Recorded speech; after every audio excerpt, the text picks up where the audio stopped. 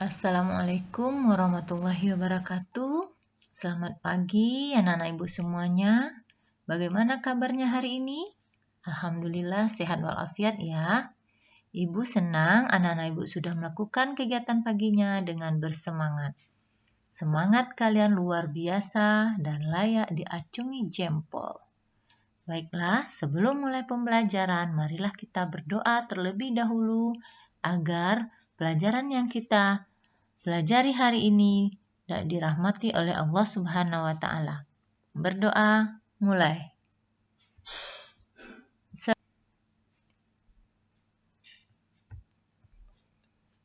Oke, anak-anak ibu kelas 6, hari ini kita akan belajar tema 3, tokoh dan penemuan pada subtema 2, penemuan dan manfaatnya di pembelajaran ketiga. Nah, kita kali ini akan belajar sejarah komputer bersama Ibu Mira Iriani dari SD Negeri 37 Sungai Bange, Kota Padang. Tujuan pembelajaran kita adalah yang pertama menjelaskan dampak negatif dari gadget atau komputer. Yang kedua, membandingkan kualitas musik dari program komputer dengan alat musik asli. Nah, sekarang anak-anak ibu silahkan amati gambar ini. Bagaimana tanggapanmu? Apakah anak-anak ibu setuju dengan apa yang dilakukan oleh anak-anak pada gambar ini? Ya, ada sebagian anak atau orang tua yang tidak setuju dengan kegiatan yang dilakukan oleh anak-anak ini karena mereka hanya melakukan atau memainkan permainan dari gadget yang mereka miliki. Mereka menghabiskan hari, membuang-buang waktu dengan bermain pada tablet atau HP Android-nya. Sementara kita sama-sama tahu kalau kita cerdas menggunakan gadget atau menggunakan HP Android kita, tentu akan banyak manfaat yang kita dapatkan dari alat komunikasi ini. Tapi kalau kita tidak bijak, tidak pandai memanfaatkannya, maka yang akan kita dapatkan hanyalah mudaratnya saja. Nah, di sini ada sebuah teks bacaan yang berjudul Charles Babbage mengubah dunia dengan komputernya. Charles Babbage adalah seorang ahli matematika.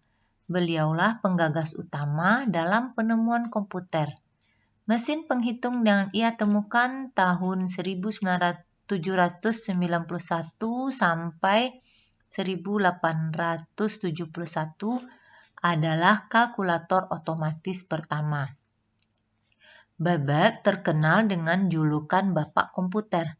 Babbage yang lahir pada tanggal 26 Desember 1792 mengeluhkan sistem perhitungan yang mengandalkan tabel matematika sehingga kerap terjadi kesalahan. Babbage ingin mengubah sistem perhitungan tersebut melalui sistem mekanik untuk menekan kemungkinan terjadinya kesalahan hitung. Gagasan tersebut dituangkannya dalam sebuah catatan yang diberi nama, yang mana artinya catatan tersebut dibuat pada tanggal 14 Juni 1822 ini berisi tentang sebuah konsep komputasi yang ada di dalam benaknya.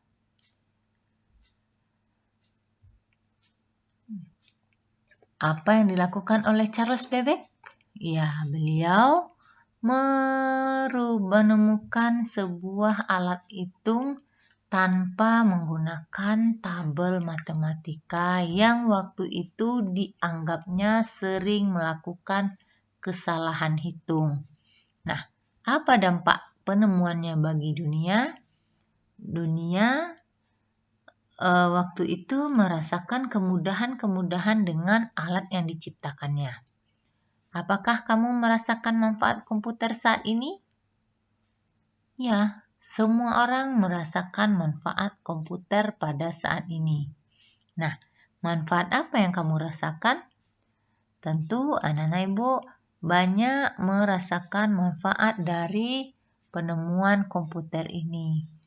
Nah, nanti ini akan kamu jawab pada akhir pembelajaran.